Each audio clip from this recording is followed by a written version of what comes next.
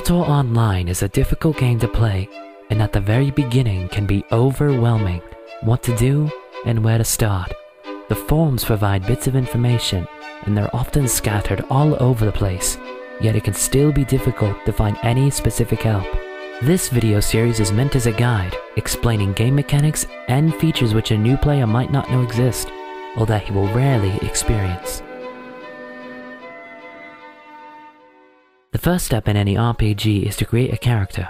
While Mortal Online doesn't have any traditional classes in which to get stuck in for the rest of your character's life, it is still important to decide carefully what the character will do in the future, as all of the ancestries have different stat caps.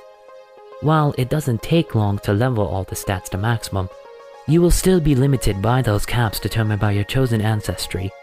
Certain races are naturally positioned to be superior fighters, while others possess a higher intellect. First, a player must choose the clade, the species from which the character comes. Each one has its own unique lore, as well as the location where its culture is centered within Mirland. After a clade has been picked, the player must select his ancestry, essentially the subspecies of his character's parents. One of the parents will determine the primary race, while the second will provide a change to the stat caps, as well as to the appearance of the character.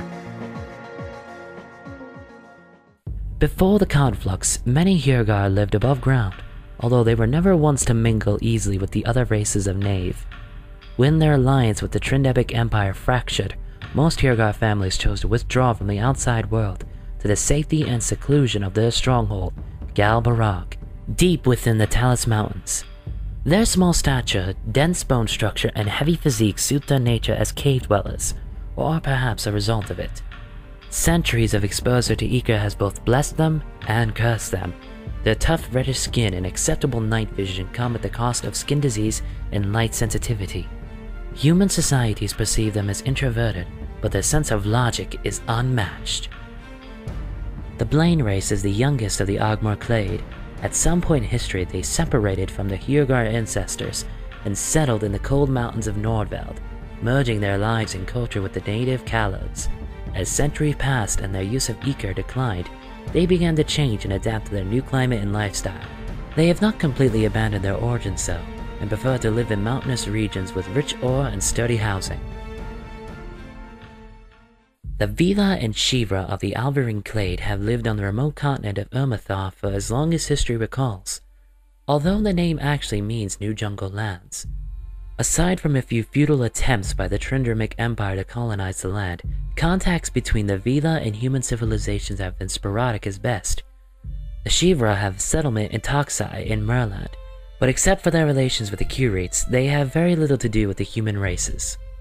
The Vila live as hunters and gatherers, and generally group in complex patterns of a non-permanent tribes. The tribes often have an underground counterpart among the Shivra. Their animistic society revolves around fearing and controlling Anam, the spirits of nature who are believed to be present in all things. The Vila are known for their power to shape organic things.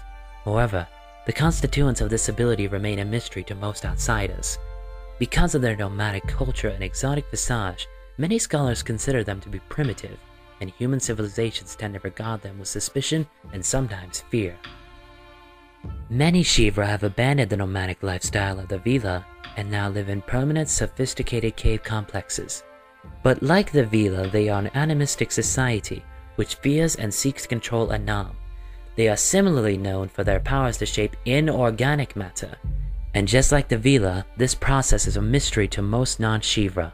And also like the Vila, they are regarded with suspicion by humans, although their skills in stone and gem crafting are highly valued.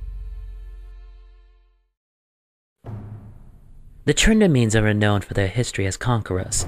Before the conflux, the Trindermic Empire dominated large parts of the known world, with outposts in every corner of the realm. Those days of glory are over, but the Trindameans still regard themselves as the finest, most advanced civilization in the world.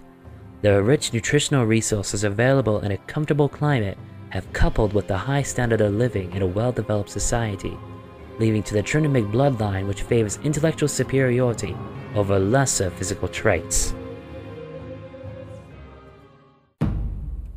The ancient Curates have long endured as nomadic hunters and herdsmen, living closely with their herds, as they are among the best horsemen in the world.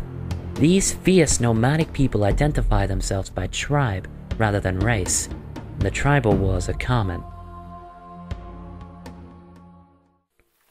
At some point deep in the midst of prehistory, one of Nave's continents sank into the ocean, carrying with it the entire Shanarian civilization.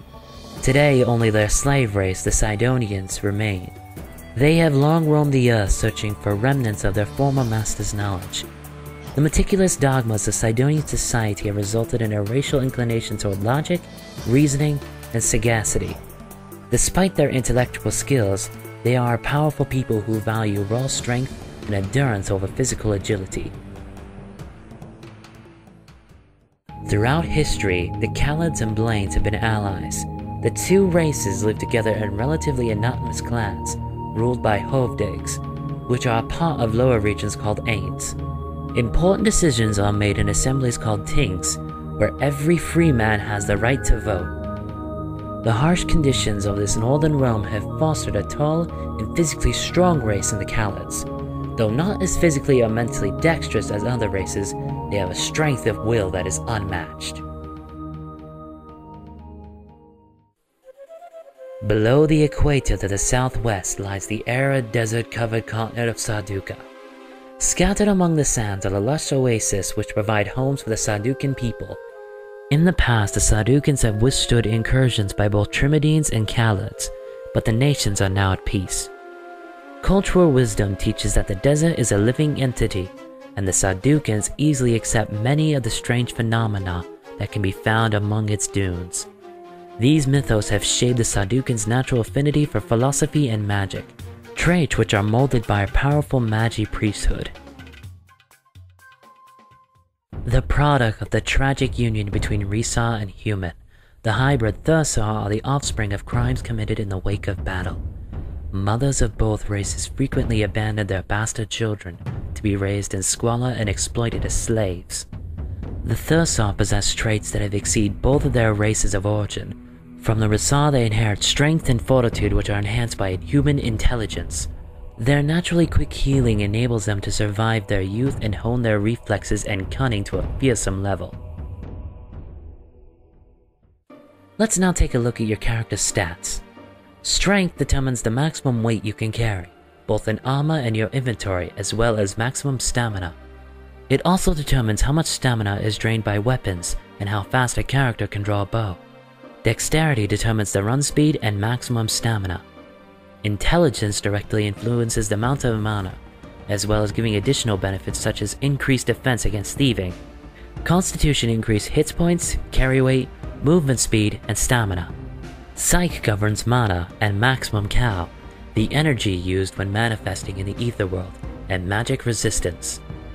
Size gives bonuses to damage after a certain strength threshold is reached, and increases the amount of hit points a character has. At this point in time, size is a second stat after age that cannot be increased or decreased after the character has been created. However, there are plans to add ways in which you can decrease or increase your size. One thing that must be kept in mind is that each of these stats, while perhaps not immediately having a good use, act as bonuses to skills, and even increase some skills' effectiveness. It's generally a good idea to have your highest stats be parents of the skills that you plan to use the most. It is the skills that you choose that determine what your character is. The last thing that has to be chosen in the character creation screen is the starting location. Generally speaking, there is no best starting location. However, Galkor and Kranesh are poor choices for a new character, since they do not have any gods, and as such a new character is not expected to survive long in these two cities. Each starting location has its bonuses and negatives, meaning that some cities might have good hunting grounds, but don't have a lot of extracting or refining equipment. Upon creation, the first player of the account will have a fledging flag, which protects him from receiving damage from other players and prevents anyone stealing from him. Enemy criminal action, however, will turn the player gray, losing for him all the benefits of the fledging flag for the duration of the gray flag.